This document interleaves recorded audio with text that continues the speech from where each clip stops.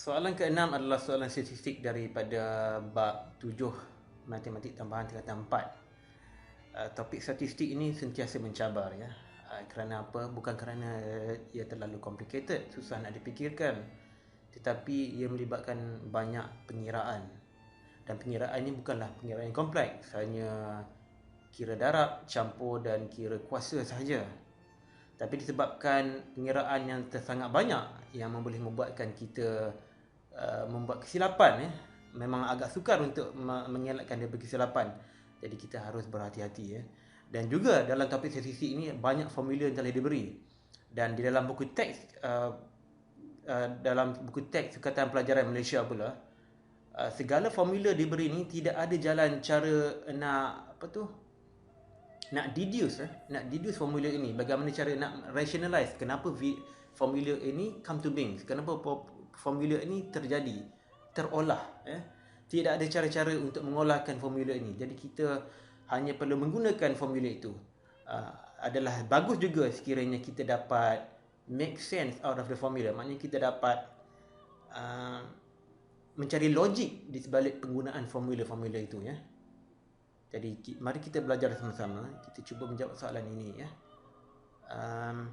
Mungkin kalau agak sukar tak difahami, boleh repeat semula video ini, ulang semula berkali-kali sehingga boleh faham. Okey, kalau tidak faham juga boleh hubungi saya. Mari kita cuba. Jadual 6 menunjukkan markah yang diperolehi oleh 36 orang calon dalam suatu peperiksaan. Kalau kita tengok pada jadual yang diberi pada soalan 6 ini, kita dapati ini adalah grup data, iaitu data yang telah dikumpulkan. Markah antara 40 hingga 49, markah daripada 50 ke 59. Markah markah sebenar tidak diberi, tapi hanya digrupkan, hanya dikumpulkan dan dikira berapa ramai calon yang dapat markah antara 40 hingga 49, iaitu 4 orang.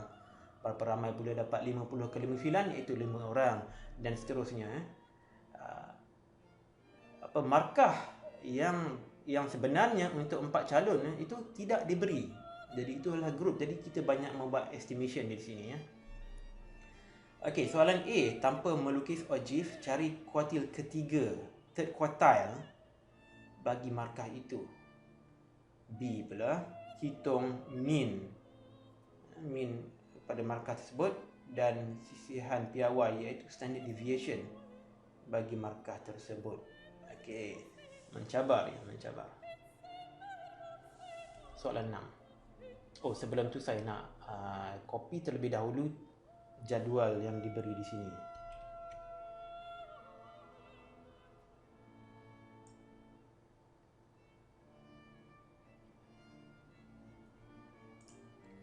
Saya pastekan di sini untuk kegunaan kita ya.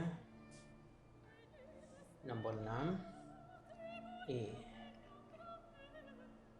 tanpa melukis ogive. Saya perlukan satu lagi kolom di dalam table ini. Saya perlu tambah sendiri, iaitu kolom kepada cumulative frequency. Frekuensi terkumpul. Cumulative frequency.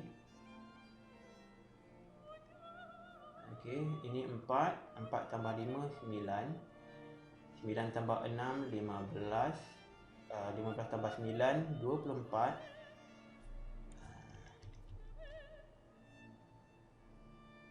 24 tambah 4, 28. Dan 28 tambah 8, 36. Seperti yang dia beritahu dalam soalan ini, ada 36 orang calon. Jadi ini dia. Cumulative frekuensi gandaan ya.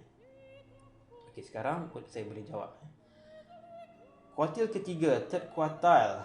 Kalau ada 36 orang, third quartile adalah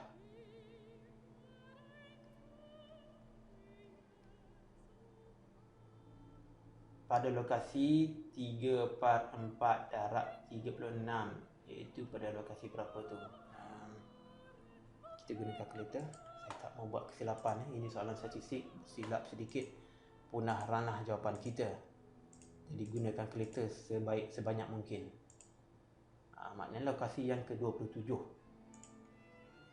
Lokasi yang ke-27 iaitu lokasi di antara pada lokasi sini ya. Saya tunjukkan. Di sini. Di sini Q3 ada di dalam situ ya. Pada lokasi yang ke-27. Kerana sebelumnya pada data grup data 70 ke 9 kita ada 24 ada 24 calon dan ke bawah di situ Jadi ke-27 mestinya ada dalam grup yang dalam 80 ke 89. Begitulah ya. Kita sudah tahu lokasi dia, tetapi kita masih belum tahu apa dia ada kuartil ketiga. Belum lagi tahu. Kita perlu kira lagi ya. Di sinilah kita perlu gunakan formula yang diberi. Mari kita lihat apa formula yang diberi di dalam kertas ini ya. Formulanya juga agak susah untuk dihafal. Kita sudah jumpa formulanya. Yang perlu kita pakai iaitu saya nak ambil formulanya. Yang ini ya.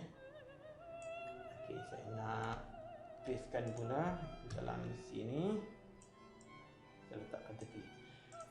Tetapi formula ini bukanlah formula untuk cari kuartil ketiga. Sebenarnya formula untuk kuartil ketiga tidak ada langsung di dalam list formula statistik ni. Itu membuatkan soalan ini bertambah sukar untuk dijawab.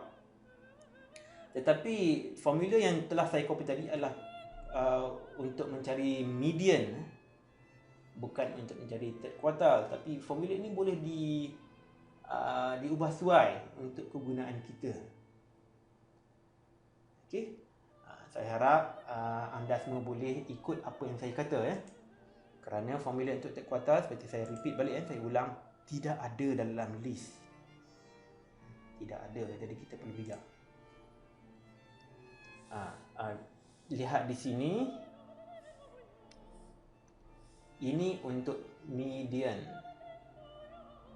Median. Kalau kita nak cari third quartile, kuartil ketiga, kita ubah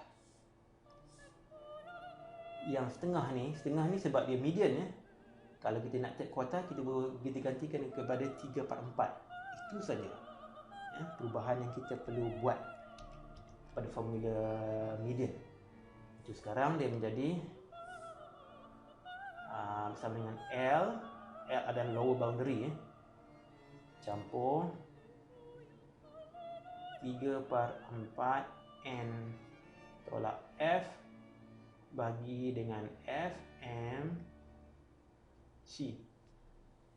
Okey, ada banyak definisi ni, banyak simbol. L, ada N, ada F besar, ada FM, F huruf kecil, ada C. Okey, tak apa, saya akan perjelaskan satu persatu ya. Kita kembali kepada soalan itu. Okey, kita nak cari kuartil ketiga. Jadi menggunakan sedikit bantuan dalam gambar rajah, saya nak lukis satu line untuk menceritakan, untuk mengilustrasi apa yang saya maksudkan ya. Saya nak lukis grup data. Yang pertama adalah untuk grup data yang keberapa? 1, 2, 3, 4. Dan yang kelima. Grup yang kelima ni ada kita punya kuartil ketiga. Jadi grup yang keempat ni adalah antara 70 ke 79 ya.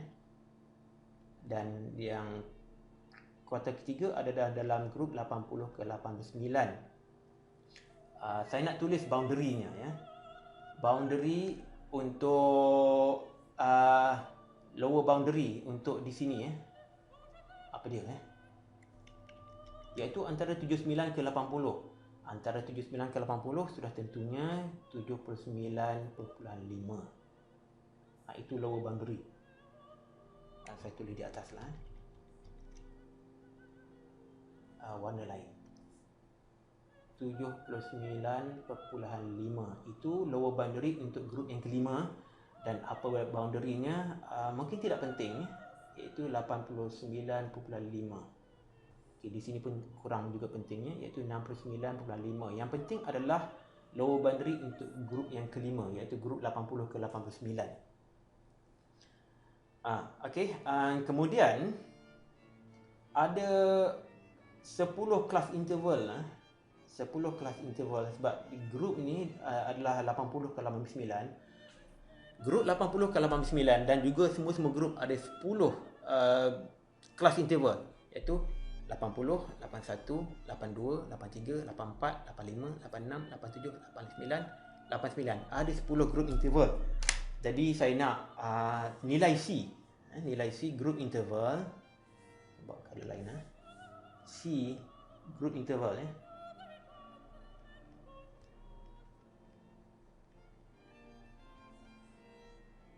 C adalah bersamaan dengan 10.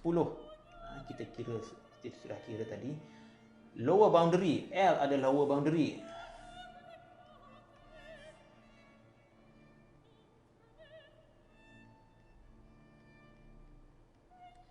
Dan L adalah 79.5, iaitu lower boundary yang telah pun saya tunjukkan sebentar tadi. Apa lagi? N adalah total frequency.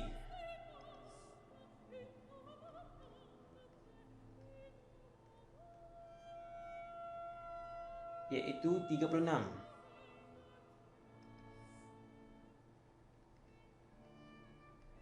Apa lagi?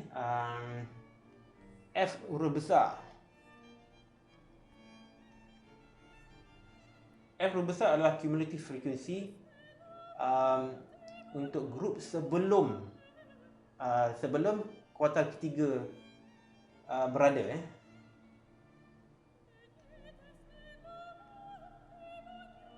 Cumulative frequency before the class in which third quartile lies. Jadi nilai untuk cumulative frequency sebelum kuartal ketiga ni iaitu 24. Yang ni 24. Jadi nilainya 24. Dan yang terakhir FM. Huruf kecil FM. FM adalah apa? Frequency of the class in which third quartile lies. Maknanya frekuensi di mana kuartal ketiga tu located, berada, iaitu 4. Di FM adalah 4. Jadi kita telah ada pun kesemua informasi ni, kita sudah boleh menggunakan formula yang diberi, formula yang telah kita ubah suai untuk kuartil ketiga. Tetapi bagi saya sedikit masa untuk menerangkan kenapa formula ini, sebab ini adalah hanya satu formula yang diberi, kita pun tak tahu dari mana datang formula ini, tetapi kita perlu guna. Jadi susah untuk kita yang berfikiran secara logik untuk menerima formula ini. Jadi beginilah cara saya nak mengilustrate supaya anda mungkin boleh sedikit faham, walaupun mungkin tidak totally faham, tapi saya harap anda semua boleh dapat idea apa yang saya cuba terangkan. Remember, third quartile adalah pada lokasi yang ke-27, 27th location, iaitu dalam grup 80-89, somewhere in there, di dalam sana, kita tak tahu di mana. Dan ini adalah grup data, dia bukannya ungroup, dia bukannya markah yang exact, bukan discrete marks, tetapi yang telah pun digrupkan antara 80 ke 89, berapa orang yang dapat markah itu. Jadi dia mungkin berada dia ada dalam grup tu, tetapi kita tahu sama ada di dalam sini ke, di situ ke, di bahagian bawah, di bahagian atas, di bahagian tengah, kita tidak tahu di mana. Jadi kita perlu ada cara untuk estimate. Jadi cara yang mudah ialah untuk kita tangkap di mana class mark, di mana lower boundary di bawah kuartal ketiga, iaitu di sini. Kemudian kita akan pecahkan grup 80 ke 89 ni. Kita akan grupkan ya. Bagaimana kita nak grupkan? Itu lagi satu cabaran ya. Jadi kita sudah tahu lower boundary dia 79. Kita nak cari di mana dia kuartal ketiga ni berada. Dia salah satu tempat di situ ya. Kemudian kita tengok 3/4n tolak F. 3/4n adalah 27th location. Di sini adalah 24th location, sampai 24th saja. Jadi dia nak cari 3/4n. 3/4n iaitu 27th location. Jadi saya tak perlu tulis sini. Cari 27th location, lokasi yang kita 27, dan kita tolak 27 tolak 24, jadi ada berapa? Ada 3. Jadi ada 3 tapak. Ada 3 orang. Ada 3 di sini ada 4 orang, ada 4 orang. Tapi mediannya adalah orang yang ketiga. Okey, boleh faham daripada 4 orang dia nak orang yang ketiga. Itu maksud dia. 3 daripada 4 orang, iaitu dibagikan dengan FM. Okey, 3/4n di sini sekejap ya. Saya nak counting sekejap di sini. Saya nak counting. Daripada 3/4n tolak F, iaitu bersama dengan 3, dibagi dengan FM, iaitu 4 ya. 3 orang daripada 4 orang. Ini 4 di sini pula 3 Mana 3/4 kita sudah buat satu fraction di dalam grup di mana kuartal ketiga itu berada, iaitu 3/4. Okey, ada 4 orang tapi orang yang ketiga. Boleh faham? Okey, itulah kenapa kita ada formula di dalam bracket besar ni. Formula dalam bracket besar itulah, kerana itulah ya. Kemudian itu 3/4 itu hanya satu fraction saja, di mana itu adalah satu indeks lokasi di dalam grup 80 ke 89. Tetapi apakah dia markah kuartal ketiga? Kita perlu darabkan dengan C, iaitu C apa tadi? Group interval. Kerana remember kita kira tadi 80 ke 89 ada 10 group interval, ada 10 interval dalamnya. Jadi sebab itulah kita darabkan dengan 10. Saya harap anda semua sudah faham kenapa formula ini telah diolah, di mana logiknya ya. Kalau tidak, sebagai orang macam saya ni seorang mathematician, saya juga seorang engineer sebenarnya. Saya banyak berfikir secara logik. Kalau saya diberi satu formula yang saya tak dapat nak fikir, saya susah nak appreciate, jadi saya susah nak faham. Jadi apabila anda diberi satu formula, anda cuba untuk rationalize it, untuk memahami apakah rahsia di sebelakang formula itu. Okey. Jadi saya telah mengambil banyak masa dalam video ini, tapi saya harap berbaloi ya. Saya harap ia membantu. Mari kita gunakan formula tersebut dan kita cari apakah dia kuartil ketiga. Di Q3, saya tak mau di bawah lah ya. Di sinilah. Q3 bersama lower boundary ialah 79.5 tambah. Okey, dalam kurungan tadi sebenarnya kita telah pengkira secara lisan sebenarnya tadi 3/4n. 3/4n. N apa dia? N adalah 36. 3/4n darab 3/4 darab 36 ialah 27. Kita telah pendapat tadi Tolak F. F adalah cumulative frequency di dalam grup sebelum grup di mana kuartal ketiga berada, iaitu 24. Ingat lagi, ini 27 tolak 24 jadi 3 dan dibagikan dengan bilangan calon di dalam grup itu, iaitu FM, iaitu 4, dan didarabkan dengan grup interval iaitu 10. Okey, mungkin saya harap dia bertambah mudah untuk anda semua. Jadi 79.5 iaitu lower boundary didarabkan dengan 3/4 ya. Didarab dengan 10. Jadi sama dengan berapa? Saya mulakan dengan 3/4 darab 10 iaitu 30/4 lah ya. Okey, didarabkan dengan bukan didarab. Dicampurkan dengan lower boundary iaitu 79.5. Jawabnya 87. Itu adalah kuartil ketiga. Jawapan untuk soalan A. Saya harap anda semua juga dapat jawapan yang sama dan saya harap anda semua faham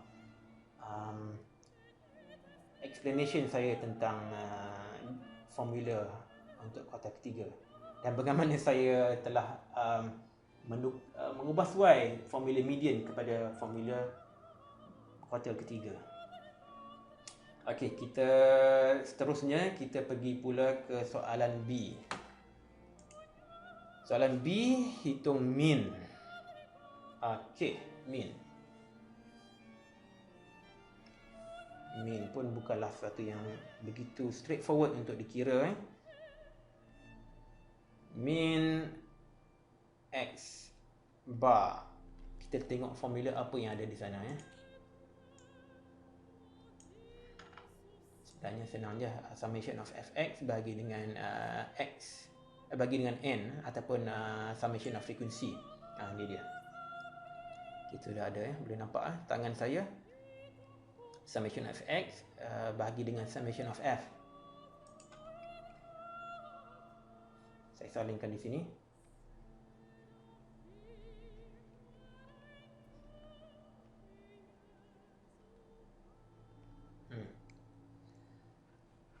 Okey, pulang semula kepada soalan ke-6.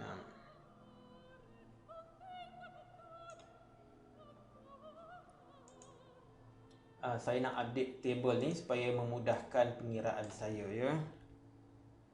Saya nak tambah apa? Saya nak tambah okey, ada satu lagi komplikasinya ya. Ingat saya cakap tadi dalam data ini markah yang diskret, markah yang aktual, markah sebenar pelajar tidak diberi tetapi hanya digrupkan. Hanya digrupkan saja ya. Di dalam grup 40 ke 49, 50 ke 9. Jadi kita tidak ada markah sebenar, jadi kita perlu estimate, kita perlu anggarkan. Jadi kita selalunya dalam statistik kita tandakan kelas mark. Kelas mark adalah kelas iaitu markah ya di tengah-tengah antara 40 ke 49. Antara 50 ke 59. Kelas mark ini juga perlu. Dan saya nak update kelas mark ni adalah X lah ya. Saya dah tak ada tempat nak tulis X. Tapi tak apalah. Iaitu antara 40 dan 49, apakah value ke tengah? Kita boleh sebenarnya buat mathematically 40 tambah 49 bagi 2 iaitu jadi 89 bagi 2 iaitu 44/5. Boleh buat calculation tapi sebenarnya kita boleh melakukan secara congak saja ya. Tak perlu guna calculator. Saya rasa lebih elok kalau buat congak, lebih tepat lagi ya. 44/5 ini 54/5. Jadi awak telah boleh, anda semua sudah boleh nampak patternnya 64/5, 74/5, 84/5. Ini kelas mark ya, 94/5. Jadi saya nak kelas mark ni adalah X. Saya letak di situlah ya. Kemudian saya nak Fx, iaitu frekuensi didarabkan dengan kelas mark. Okey. Makna Q bukan kilometer frekuensi tapi frekuensi di sini ya. Ini adalah F ya. Jadi 4 darab 44/5 berapa?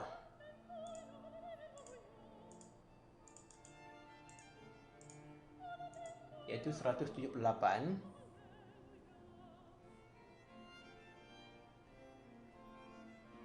Okey, seterusnya 54,5 darab dengan 5 frekuensi dia, iaitu 272.5.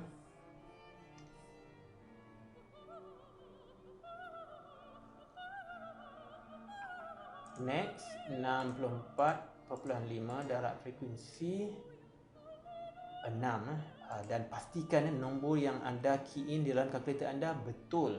Kalau tidak memang salah, punah habis soalan ini. Jawapan dia 387. Saya rasa saya sudah ingatkan anda semua banyak kali dah ya. Pastikan dia betul. 74,5. Saya ni pun yang berhati-hati pun buat kesilapan lagi ya. Jadi peringatan lagi. 670,5. Kadang-kadang kita tulis yang silap.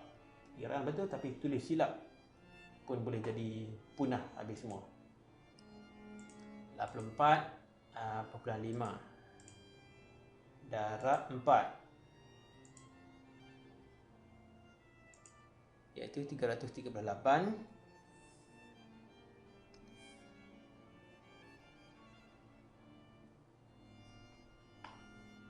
Terakhir 94,5 darab 8,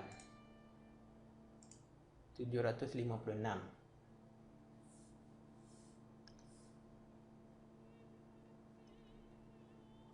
Sudah cukup? Ya, sudah cukup. Cumulative frequency adalah summation of F adalah 36, iaitu jumlah bilangan pelajar. Ataupun juga ini adalah juga nilai N. N adalah total frequency. Dari mean kita gunakan formula summation of Fx, kita campurlah 178 campur 272.5. Saya ambil daripada table sini ya, kolom itu, tambah 387 tambah 670,5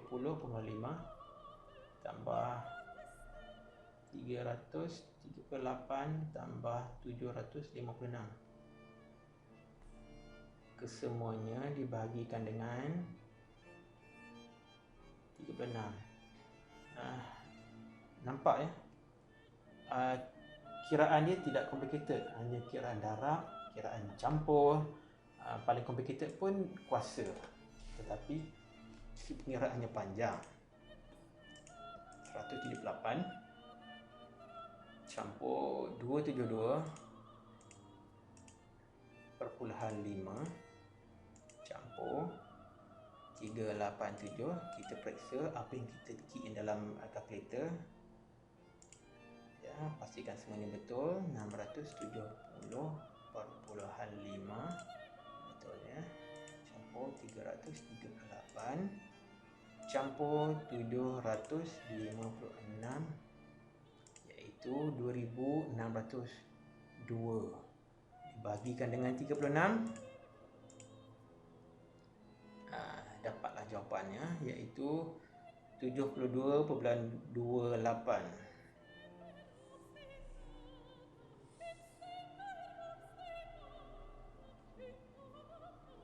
Mungkin saya nak juga keep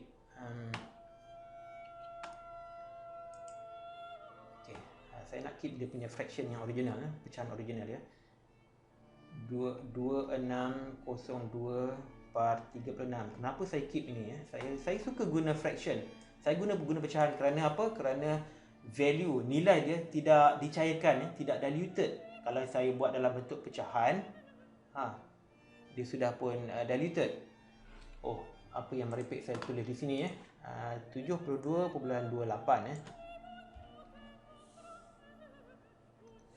Dalam saya ingatkan anda semua, saya pun buat silap juga ya. Begitulah. 72.28.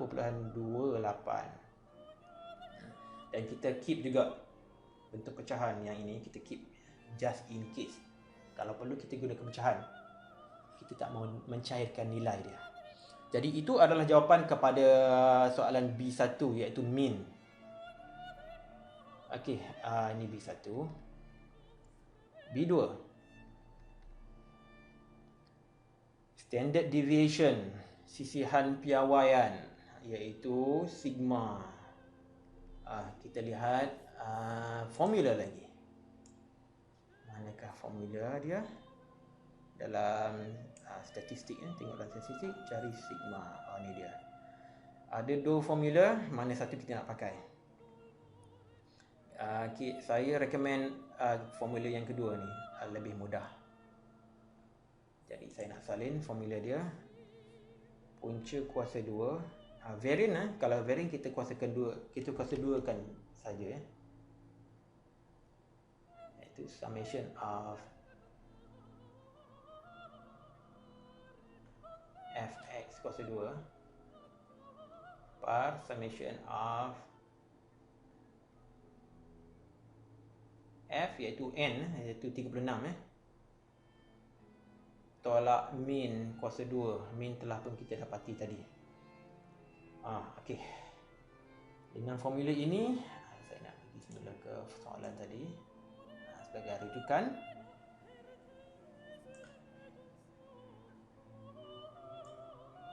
Saya nak update table ni lagi ya, dengan apa? Dengan x kuasa 2 dan juga fx kuasa 2 supaya memudahkan pengiraan saya, sebab saya ada nampak sini ya.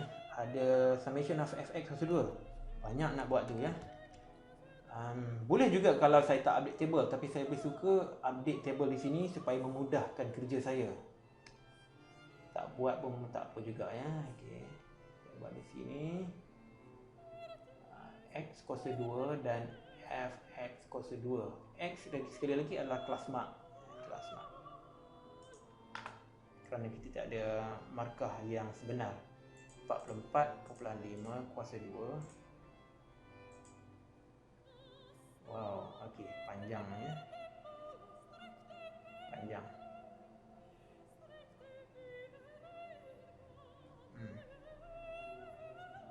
Okey, 19 terpulang pada kita sama ada kita nak buat table atau kita kira directly. Kalau panjang pun mungkin menyukarkan ya.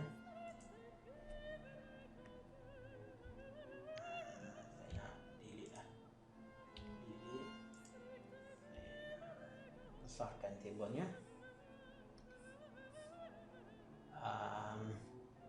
Anda tidak digalakkan untuk spend masa selama yang saya spend ya. Saya boleh spend masa yang banyak kerana saya mengajar ya. Tapi dalam peperiksaan kita tidak boleh terlalu mewah sangat dengan masa. Kita perlu mempercepatkan pengiraan. 54.5 kuasa 2 29 70.25.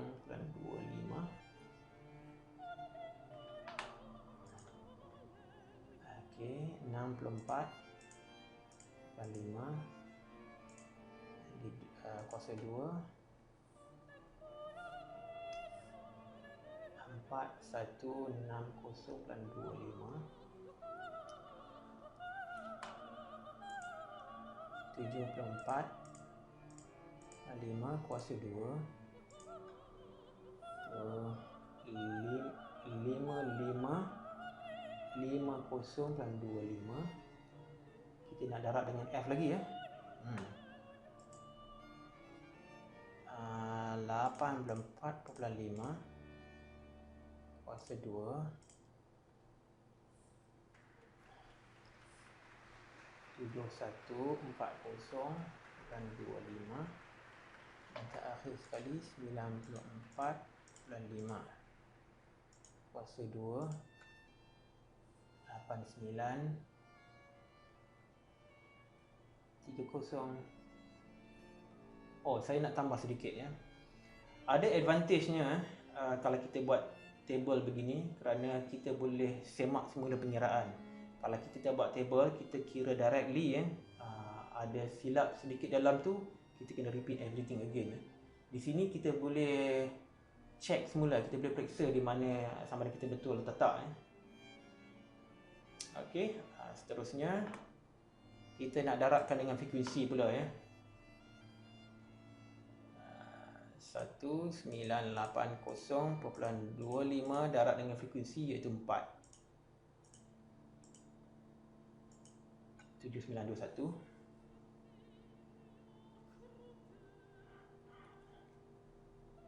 Pastikan nombor yang lagi itu betul. 2970.25 darab 5.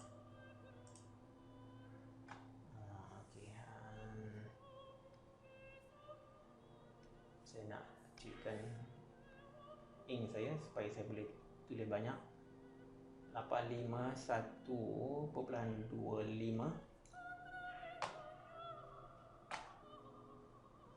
851.25 97025. Okey. 4160.25 darab 6.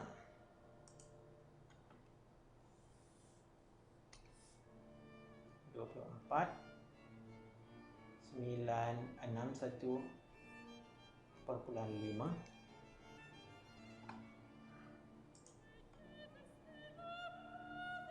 5550.25 darab frekuensi iaitu 9.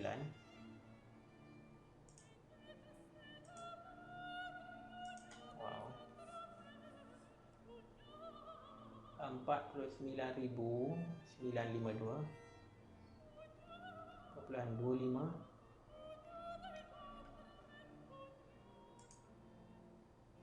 7140.25 darab frekuensi iaitu 4.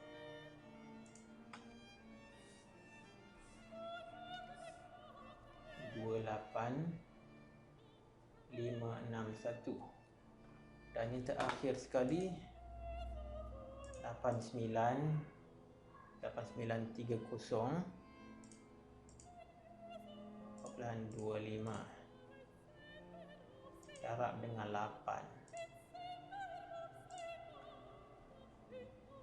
71442. Sekarang kita nak jumlahkan fx kuasa 2 ni ke semua fx kuasa 2 ni. Jadi saya nak buat di dalam jadual tu jugalah ya, memudahkan kerja saya.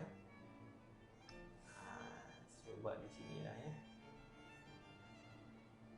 Fx kuasa 2 bersama dengan, tambahkan saja ke semua nombor tu ya. 7921 tambah 14.851 dan 25. Betul ke apa yang saya dah ketik? 25. Oh, 5 tak ya. Tak tertekan. Apa lagi? Tambah 24961.5 tambah 49952. Okey, betul. Pelan 25 betul.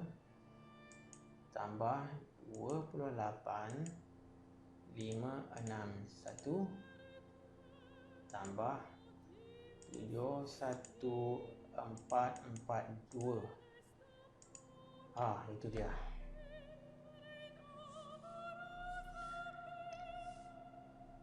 Satu 97689 tu dia ya. Okey, dia sudah ada nombornya. Kita guna saja iaitu bersamaan dengan punca kuasa 2. Summation of fx squared iaitu 197.689 bagi summation of f iaitu 36 bilangan student. Tolak min kuasa 2. Ini yang saya risau ni kalau saya guna perpuluhan, saya kuasa 2 kemudian saya punca kuasa 2 lagi, jadi dia punya nilainya telah pun banyak cair. Saya tak mau guna 728, saya nak guna pecahan iaitu 2602 par 36 kuasa 2. Korang kita punca kuasa 2 kan ya. Okey. 197,689. Saya kuasa duakan ini secara separately. 2602 kuasa 2 berapa? Banyak panjang. 6770404 6 juta. 36 kuasa 2 pula.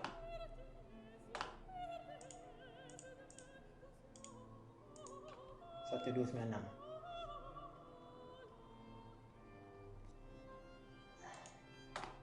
Jadi punca kuasa 2 197,689 36 tolak 6770404 1296. Itu dia jawapan dia. Saya ambil kedua titik perpuluhan cukup lah ya. 16.35.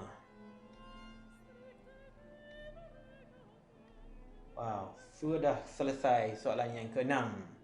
Panjang lebar penyelesaiannya. Sebenarnya tidak panjang lebar, tetapi cara saya menceritakan jawapannya yang panjang lebar.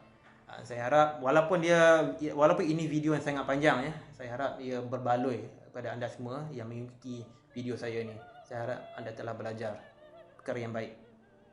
Kita jumpa di soalan yang ke-7 iaitu section B untuk paper 2.